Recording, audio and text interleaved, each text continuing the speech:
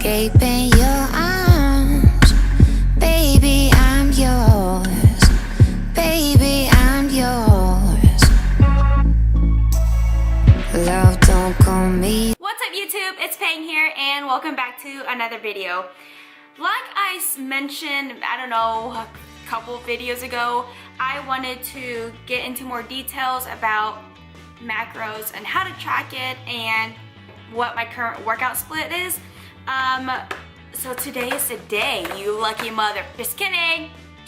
Right now, since I've been doing like a bro lift for quite some time, and for those of you that don't know what it is, it's a set day for each body part. So one day you're doing all back, one day you're doing shoulders, one day you're doing arms, one day you're doing chest, you know. So I had a day designated just for a certain body part. But now what I do is I do a push-pull leg split, and I go 6 days on and 1 day off. On the push day, I'll do back and thighs. On the pull days, I'll do chest, thighs, and shoulders, and then legs, hamstrings, quads, and glutes.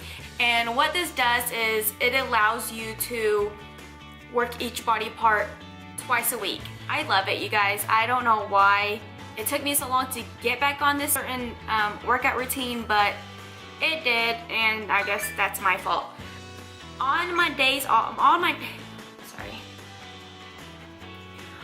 days off, which is Sunday, I try taking it off. If anything, I'll do cardio, but I know my body well enough, and I listen to my body to where I feel like if I really need it off, I will take it off. But if I can handle a cardio session or just a small lifting session, then I will. 2 weeks ago is when I started doing fasted cardio, and I was doing 30 minutes. Also did not mention that I do 30 minutes post-workout as well. So I do cardio twice a day, fasted cardio in the morning, and then after work I'll do my workout, whatever it is, and then I'll do 30 minutes of steady pace cardio post-workout.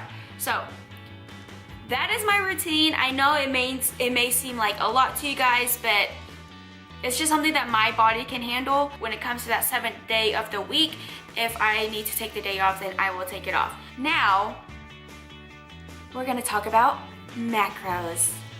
Okay, this is the most basic way that I can show you guys, and this is how I calculated the macros myself. If you're trying to compete or any of that, probably you should go get a coach and don't listen to me. First of all, I guess I'll go ahead and mention what my current macros are. My protein is 126, my fat is 38 to 40 grams, and carbs is 136 grams. My calories, I'm allowing myself 1,390 calories a day. And everyone that I have told how many calories I'm eating freaks out, and they're kind of just like, holy fuck, like that's so low. I'm like, yeah, it's low, but I'm also doing a cut. Like I said before, you guys, this works for me. I don't find myself, you know, hungry and starving. Like, I'm not starving myself whatsoever. I'm not dying by the end of the day. I'm not like losing energy. Like, I'm still killing my workouts. I don't take pre-workout every day. Step 1, do you need to find your maintenance calories? Okay, and how we're going to do that is you need to get your weight, and then you're going to multiply it by 14 to 16. And if you have like an office job and you don't really do much and you're not active, then multiply your weight by 14. If you do have an active job, like you're moving around and you're lifting things and all of that, then multiply it by 16. And if you feel like you're in between, then obviously multiply it by 15, okay? So you're gonna get that number. Since it is bikini season and the summer's coming up and all of that, I'm going to assume that majority of you are wanting to lose weight, just like me. So what we are going to do is you're going to take your maintenance calories, subtract 500 from the maintenance calories. That's how you get your cutting calorie number. Protein, the best and easiest and most simple way that I can tell you guys on how much protein to eat is going to eat 1 gram of protein per pound of body weight. Easy enough. All you have to do is weigh yourself, which you should already have your weight from trying to calculate your calories. So if you weigh 100 pounds, eat 100 grams of protein. If you weigh 150 pounds, eat 150 grams of protein. All right, fats. You are going to get your weight. Let's just say you weigh 100 pounds, okay? Just to make it easy. You're gonna get your weight and you're gonna multiply by 0.3 to 0.4. So to calculate fat, your weight, we're gonna say everyone weighs 100 right now. You're gonna multiply it by 0.3 or 0.4. If you feel like you like fat more, then you're gonna choose the 0.4, okay? And if you feel like you would rather have pasta or bread or rice, potatoes, choose the 0.3. For me personally, I'm more of a carb person, so I did my weight times the 0.3 because I would rather have more carbs than more fat. Plus, you can actually use your carbs more for energy during your workouts as opposed to having more fat and trying to use that as energy for your workouts. I just feel like my personal experience is not going to work as well. Don't be scared of eating fat, you guys, because you do need fat in your diet to be able to function. So don't be like, oh, I can only have like 10 grams of fat because it's fat. Like, no, you just enjoy it a little bit. Now, carbs. Carbs equals 4 calories per gram, 4 calories, and fat equals 9 calories per gram. So with that being said, we're going to use the weight of 100 to make it easy. So carbs is going to be a little bit more difficult to calculate since I gave you these 3 numbers, 4, 4, 9. Protein, carbs, fat. You might want to write that down or something because we're gonna need those numbers. Like I said earlier, since we're using the 100 as everyone's body weight, and I choose to do less fat. So then if you were to have calculated the 100 times 0.3, that would have came out to 30 grams. What you're going to do with that 30 grams, you're going to multiply it by 9, and that gives you 270. Now for protein, you need to get your protein. So protein, how much is your weight? So it's gonna be 100 times 4, and you got those 2 numbers. So now what you're going to do with those 2 numbers is going to add those up, and it's going to come out to 670.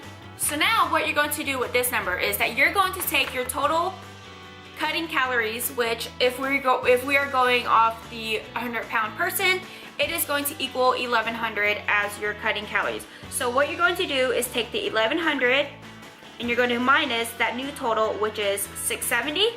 That total is going to come out to 430. Once you get this number, ignore this number here. This is your new total that you need to pay attention to. So your new total carbs at the moment is 430. So you're then going to, since we're looking for carbs, right? Since we're looking for carbs, right here, you're going to divide it by 4. So you're going to divide 430 by 4, which comes out to 107.5, but we are just going to round that up to 108.